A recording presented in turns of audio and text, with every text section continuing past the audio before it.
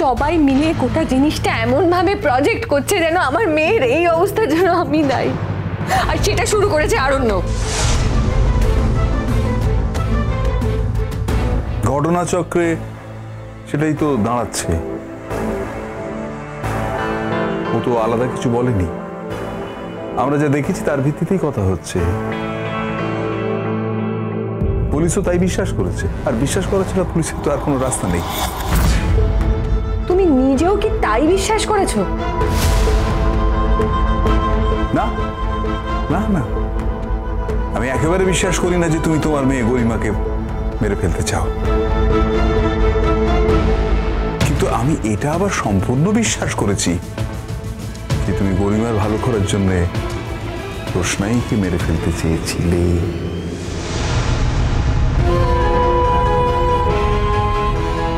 এই কথা বলছো নীলাজ্জ? নীলাজ্জ বাবু, আমি একটা রিকোয়েস্ট করতে পারি? দয়া করে আপনি এইভাবে কথা বলবেন না। দেখুন, আমি জানি আমার ছেলে অপরাধ করেছে, বাচ্চা অপরাধ করেছে, এইভাবে কথা বলা উচিত হয়নি, কিন্তু ওর তো বয়স কম। আপনি যদি বাচ্চার মতন কথা বলে কিভাবে চলবে?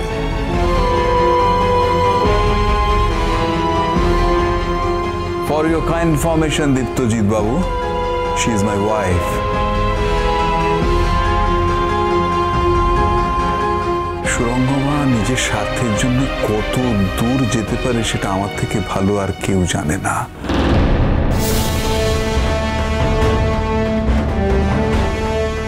তবে এইটুকুই আমি বলবো, তার চেয়ে বেশি কথা বলার আমার শোভা পায় না, আমি বলতেও চাই না।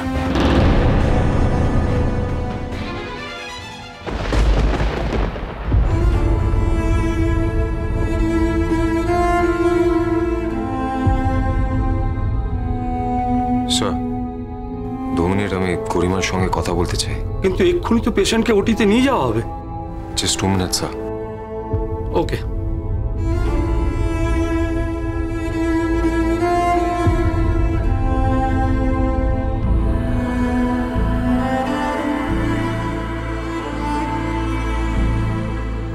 All the best, Garima.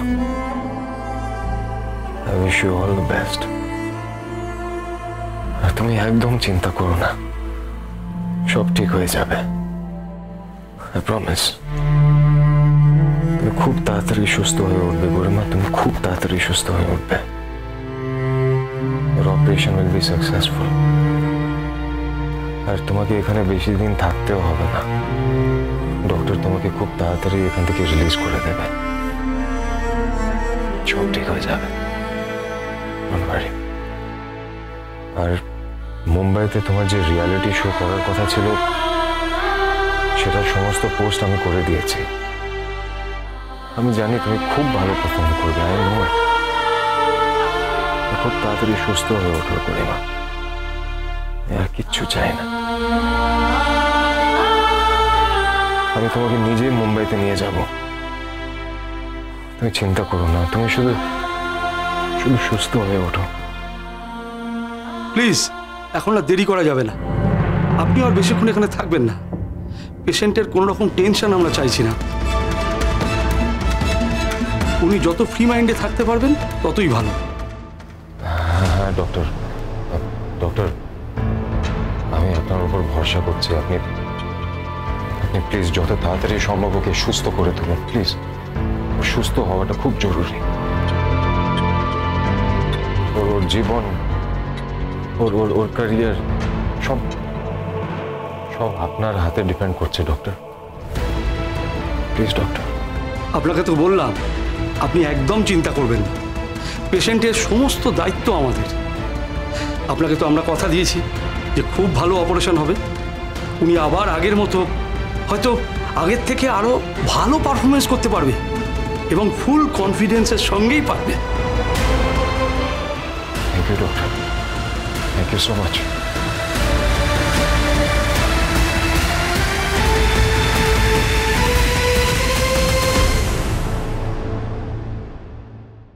আপনাদের পক্ষে বোঝা সম্ভবই না যে একটা মানুষ সারাটা জীবন শুধু হিংসা আর ঘৃণা নিয়ে কাটিয়ে যাচ্ছে, তার সঙ্গে জীবন অতিবাহিত করা কতটা দুঃসহ।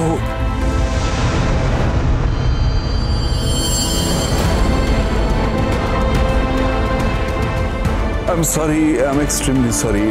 এ কথাটা আমার বলা এখানে উচিত নয়, but end of the day আমিও তো মানুষ। আমি থাকতে পারলাম না, আমি বলে ফেললাম, বাট আপনারা আমায় ক্ষমা করুন, আমার এখানে এই আলোচনাটা করা উচিত হয়নি। কি বললে তুমি? কি বললে?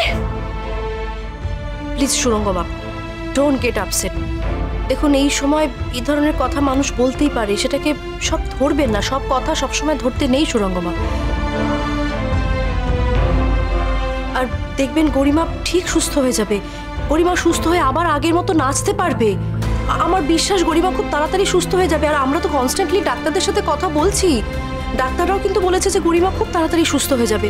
আর তারপর এর মধ্যে একটা কোথায় একটা রিয়েলিটি শো আছে বলছিল না, ওর যাওয়ার কথা আছে। হ্যাঁ, মুম্বাইতে। আন্টি তুমি দেখো, ওখানে গরিমা একদম প্রপার কনফিডেন্সের সাথে পারফর্ম করবে, খুব ভালো পারফর্ম করবে।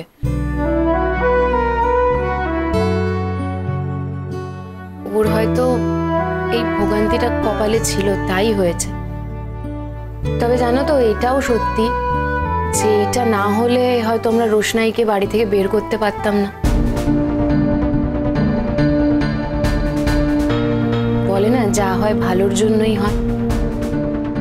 অল্পের উপর দিয়ে যা হওয়ার হয়ে গেছে। যদিও আমরা কেউ চাইনি গরিমার কোনো ক্ষতি হোক, তবে যেটুকু ক্ষতি হয়েছে আমরা সবাই মিলে সেটা সামলে নিতে পারবো।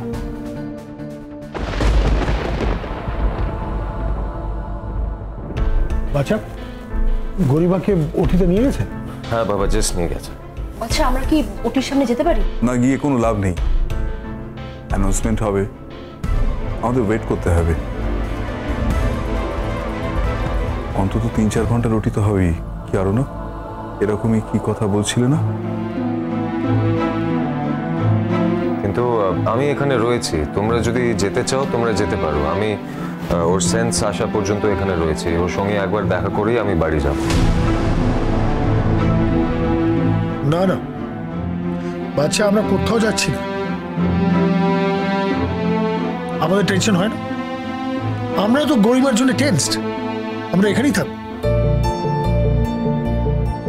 কোনো প্রশ্নই ওঠে না বাদশা, এরকম টেনশনের মুহূর্তে আমরা এখান থেকে চলে যাব, প্রশ্নই ওঠে না।